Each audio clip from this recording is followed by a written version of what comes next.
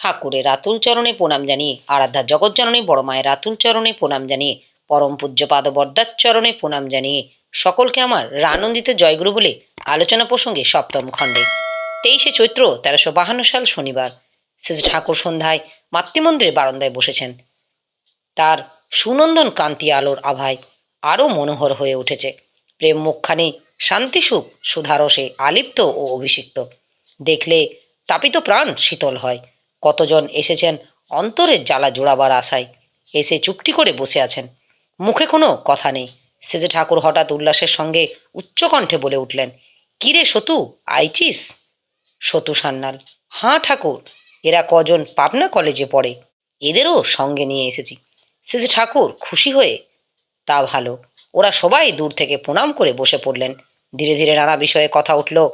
অধীর গাঙ্গুলি, যোগ্য না হয়ে লোকের মান্য পেতে চাওয়া কি ভালো? সেজে ঠাকুর, যে নিজে মানতে জানে না সে মানাতে জানে না। সে চেষ্টা যদি সে করে সে গুঁড়ো হয়ে যাবে।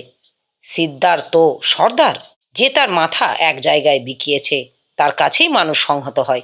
ভালো মন্দের দায়িত্ব নিয়ে লোককে পরিচালনা করা কি সোজা কথা? দৃষ্টি স্বচ্ছ ও সুদূর প্রসারী না হলে পদে পদে গোলমাল বাঁধিয়ে ফেলে। ব্যাপার কোথায় গিয়ে গড়ায় সেটা না বুঝে কথা বলতে যাওয়াই বেকুবি। সূক্ষ্ম বুদ্ধি যদি না থাকে বিনা দোষে বিনা অপরাধে অপরাধের কারণ হয়ে যায়। পাবনার একটি ছাত্র জিজ্ঞাসা করলেন, ব্রহ্ম সত্য জগৎ মিথ্যা মানে কি? সেজে ঠাকুর, আমার মনে হয় ওর মানে বিদ্যমানতা ও বৃদ্ধিপ্রাণতা, অর্থাৎ বাঁচা বাড়ার বজায় থাকে যাতে, তাই সত্য এবং চলতি চলনের চলাটা নন্দনীয় ও অপকর্ষী। জটিলের প্রবৃত্তি চলন যদি প্রাধান্য লাভ করে তাহলে অপকর্ষ আসে, এবং যে চালনা সত্তাকে দীন ও হীন করে তোলে তাই মিথ্যা। ব্রহ্ম এসেছে বনহ ধাতু থেকে, তার মানে বৃদ্ধি পাওয়া। সত্য এসেছে অস ধাতু থেকে, তার মানে বিদ্যমানতা, স্থিতি, গতি, উৎপত্তি ইত্যাদি। জগতের মধ্যে আছে গম, তার মানে গমন চলন। মিথ্যার মধ্যে আছে মিথ, মিথ মানে বধ করা। বধ ধাতু মানে নিন্দা, বন্ধন। বন্ধন বলতে আমি বুঝি প্রবৃত্তির দ্বারা আবিষ্ট হওয়া। নিন্দার মধ্যে আছে অপকর্ষের ভাব। শেষে ঠাকুর পঞ্চানন্দার দিকে চেয়ে জিজ্ঞাসা করলেন, ঠিক আছে তো? ধাতুর মানে আমি তো কিছু জানি না, আপনাদের কাছে শুনে শুনে কই, ভুলচুক হলে ঠিক করে দেবেন। পঞ্চানন্দা, সব ঠিক আছে, ধাতুর মানে তো যে কোনো জায়গায় পাওয়া যায়, কিন্তু তার উপর দাঁড়িয়ে যে ব্যাখ্যাটা আপনি দেন সেইটা তো এক নতুন সৃষ্টি, আর প্রত্যেকটার সঙ্গে প্রত্যেকটার এক অপূর্ব সঙ্গতি, যে ভাবলে অবাক হয়ে যেতে হয়। শেষে ঠাকুর, ব্রহ্ম নিরাকার, নির্বিকার, নিরুপাধিক বলে এত যে বক্তৃতা করে তাকে প্রণাম জানায়, তার মানে তাকে কিছুই বুঝি না। বৈষ্ণব শাস্ত্রে নাকি আছে ব্রহ্ম শ্রীকৃষ্ণের অঙ্গজ্যোতি।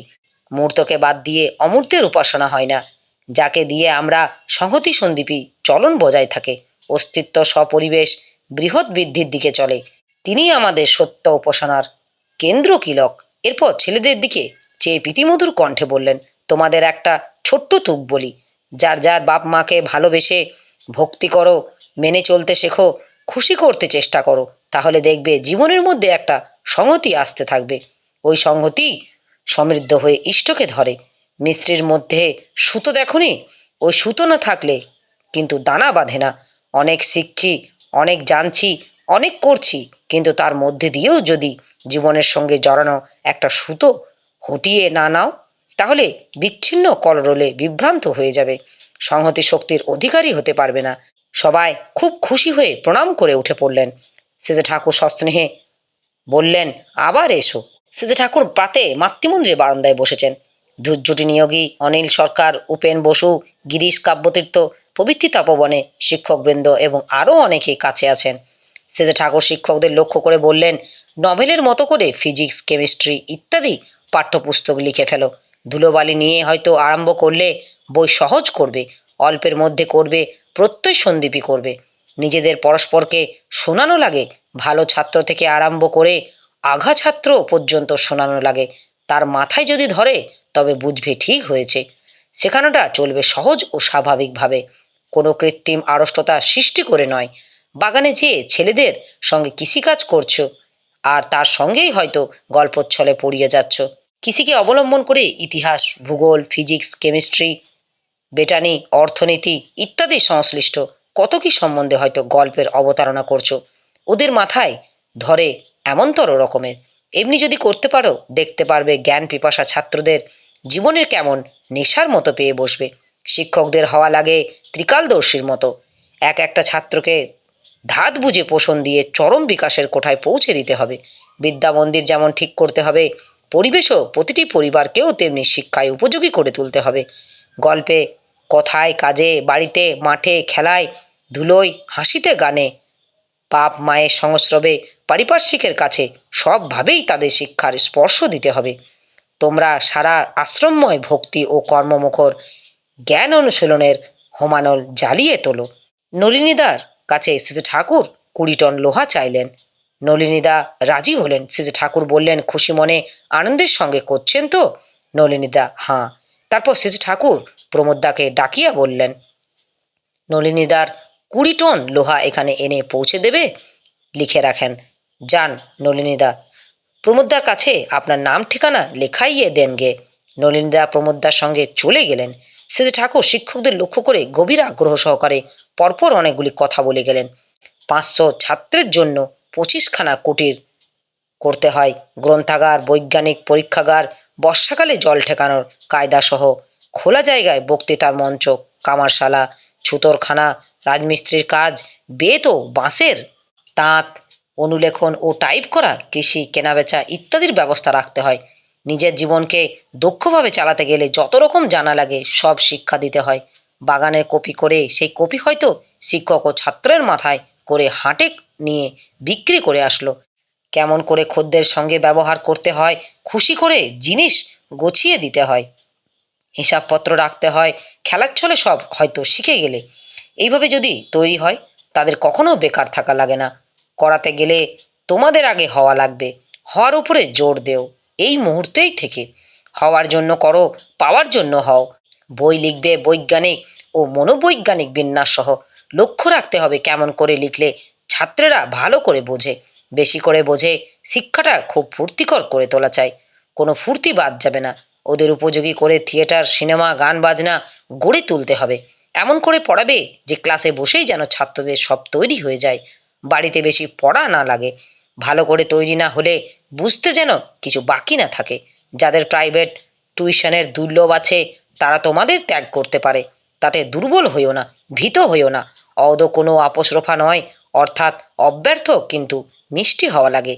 নিজেরা যদি রোজনা মচা রক্ষা করো, কি করছো, কি হচ্ছে, কি শুনছো, সব যদি লিপিবদ্ধ করে রাখো, অসাধারণ মূল্যবান জিনিস হয়। কোন ছেলেকে কোন পরিস্থিতিতে কিভাবে পরিচালনা করে কৃতকার্য হলে সেসব বিশদভাবে লিখে রাখা ভালো। ছেলেদের নিয়ে কখনো কখনো সারা রাত্রি যদি কাবার করা লাগে, ফুর্তিজনক কাজকর্ম, পড়াশোনা, গবেষণা, অনুশীলন ও আমোদ উৎসব, তাও ভালো। এমন হবে নিদ নাহি আঁখি পাতে। শিক্ষার মধ্যে জীবনমত্ততা আনা লাগে। স্বাস্থ্যচর্চার দিকে জোর দিয়ে ভালো হয়েছে। ছেলে মেয়েদের শরীর যেন বিভিন্ন প্রকারে কর্মকৌশলে অভ্যস্ত, তরতরে ও পটু হয়। মাঝে মাঝে আগে থাকতে লোককে নোটিশ দিয়ে চুরি করে অধৃত থাকার শিক্ষা দেওয়া মন্দ নয়, ওতে চাতুর্য বাড়ে। অবশ্য না বুঝে শুনে প্রয়োগ করতে যেও না। আগে আমাদের ছিল নষ্টচন্দ্রা। ওভাবে যদি ছেলেরা শিক্ষিত হয়, তারা আবার সহজেই চোর ধরতে পারে, মানুষও সজাগ হয়। গৃহস্থ হুঁশিয়ার থাকা সত্ত্বেও কৃতকার্যকতার সঙ্গে চুরি করতে পারে, তাতে পুরস্কার দেওয়া উচিত। অবশ্য এখন ওসব করতে যেও না, তাতে কাম খারাপ হবে। আগে গোছাইয়ে ঠিক করে নাও। এরপর বরদা এসে নিভৃতে বিশেষ প্রয়োজনের কথা বললেন। শেষে ঠাকুর বিকালে বেড়াতে বেরিয়েছেন, সঙ্গে কেষ্টদা, সুশীলদা প্রভৃতি আছেন। দারোগাদার দোকানদারের কাছাকাছি এসে শেষে ঠাকুর প্রসাদদাকে বললেন, তুই কি যেন কবি কয়েছিলি? প্রসাদ, আমি ভালো ব্যবহার করার সত্ত্বেও কেউ যদি আমাকে পাত্তা না দেয়, সেখানে আমার করণীয় কি? শেষে ঠাকুর, যে তোমাকে স্বীকার করে না তাকেও তুমি তোমার পরম সম্পদ বলে মনে মনে স্বীকার করে নিয়ে সধৈর্যপূর্ণ প্রাণ কাড়া সেবা ও ব্যবহারে তোমার প্রতি অনুকূল করে তোলো, তার হৃদয় জয় করো। একটা কথা সবসময় মনে রাখবে, প্রত্যেকেই তার মতো, তোমার মতো হবে না, আর তা করতেও চেয়েও না। কিন্তু প্রত্যেকেই তোমার আদর্শে অনুপ্রাণিত করে তুলতে হবে, যাতে সে তার বৈশিষ্ট্য অনুযায়ী ওই আদর্শ সেবায় সার্থক হতে পারে। এইটি হলো মিলনের পথ। হাঁটতে হাঁটতে হঠাৎ কেষ্টদার দিকে চেয়ে বললেন, দেখেন কেষ্টদা, আমার মনে হয় বিশেষ করে মেয়েদের প্রকৃত শিক্ষা বাদ দিয়ে তথাকথিত পুঁথিগত বিদ্যা হওয়াই আদৌ ভালো নয়। সেবা যত্ন, আত্মনিয়ন্ত্রণ ও গৃহস্থলীর কাজকর্ম বাদ দিয়ে অমন্তরও লেখাপড়া শেখায়। সাধারণ জ্ঞান, অনুসন্ধিৎসা ইত্যাদি নষ্ট হয়ে যায়। মেয়েগুলি অনেক সময় উচ্চাকাঙ্ক্ষী ও বিলাসিতার প্রধান হয়ে ওঠে।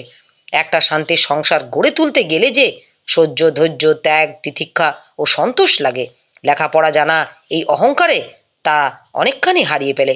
সবারই যে এমন হয় তা নয়, কিন্তু অনেকেরই এমন হবার সম্ভাবনাই থাকে।